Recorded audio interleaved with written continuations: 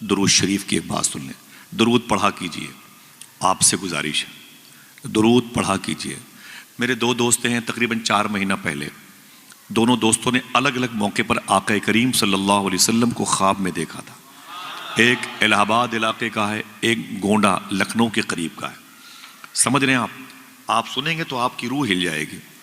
وہ کہتے ہیں کہ دونوں نے فرمایا, میں نے حضور صلی اللہ علیہ وسلم کی زیارت کی تو حضور رو رہے تھے, حضور کی آنکھیں اشک بار تھی, حضور کی آنکھوں میں آنسو تھے. بیڑا غرق ہو ہماری اس برے نفس کا جس نے ہمارے ہاتھوں میں 2 گھنٹے موبائل تھما کے 10 منٹ بھی تسبیح کو ٹھہرنے نہ دیا. بیڑا غرق ہو. پیسے آ گئے, سب کچھ آ گئے, لیکن حضور سے دور ہو گئے بچے اور ہم سب. 10 مرتبے بھی درود نہیں پڑھتے لوگ. افسوس کی بات ہے. اللہ اکبر. دونوں دوست فرماتے ہیں گونڈا کا ہے کہ الہ آباد کا ہے. کہتے ہیں آصف بھائی میں نے حضور کو خواب میں دیکھا, حضور بہت رو رہے تھے. میں نے کہا آقا آپ رو رہے ہیں, داڑھی شریف حضور کی بھیگی ہوئی تھی.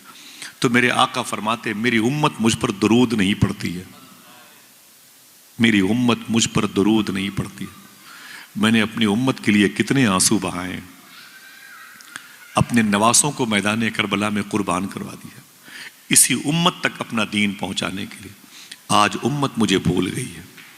میرے بچوں نے اپنے آشیانے اجاڑے ہیں کربلا میں, جلا ہوا خیمہ دیا ان کے گھروں کو سلامت رکھنے کے لیے. خود پیاسے رہے ان تک پانی پہنچانے کے لیے, خود بھوکے رہے ان تک رزق پہنچانے کے لیے. لیکن آج میری امت مجھے یاد تک نہیں کرتی ہے. حضور صوفی سلطان میاں شاہ صاحب قبلہ فرماتے ہیں رات کے 2 بجے بیوی, بہو, بیٹے, بیٹیوں کے کمرے سے اگر ٹہل کے دیکھیں سب کے کمروں سے موبائل کے گانے بجانے کی آواز آئے گی. صوفی صاحب فرماتے ہیں لوگ موبائل اپنے ہاتھوں میں لے کے بیٹھے رہتے ہیں. اتنی دیر ہو جاتی ہے, 1:30, 2, 3 بج جاتا ہے, انگلیاں تھک جاتی ہیں, موبائل گر جاتا ہے. جب موبائل گر جاتا ہے تو لوگ سو جاتے ہیں. صوفی سلطان میں بولے لوگ تو سو جاتے ہیں لیکن مدینے والے آقا رات بھر تیرے درود کا انتظار کرتے رہتے,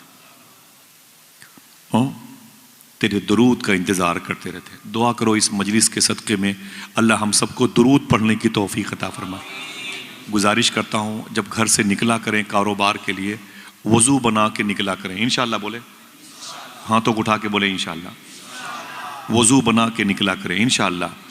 10 مرتبے ہی صحیح حضور پر درود پڑھا کریں انشاءاللہ. بولے حضور تمہارے درود کو سننا چاہتے ہیں. سمجھے یہ نعمت آپ کے حصے میں آئی ہے. وہ عاشق کہتا ہے میں کپڑوں کا چھوٹا سا بزنس مین تھا, اپنے سر پہ کپڑوں کا گٹھر لے کے بیچا کرتا تھا, لیکن اس کی عادت کیا تھی؟ عادت کیا تھی؟ وہ کہتا ہے میں جب گھر سے باہر نکلتا نا تو درود پڑھتے ہوئے نکلتا تھا. سبحان اللہ کہتے رہیے, نیکی ملے گی. میں جب گھر سے باہر نکلتا تو درود پڑھتے ہوئے نکلتا. لوگ پوچھتے کیا بیچتا ہے؟ درود پڑھتا, پھر بتاتا کپڑا بیچتا ہوں. اس کی قیمت کیا ہے؟ کہتا درود پڑھتا پھر بتاتا اس کی قیمت یہ ہے.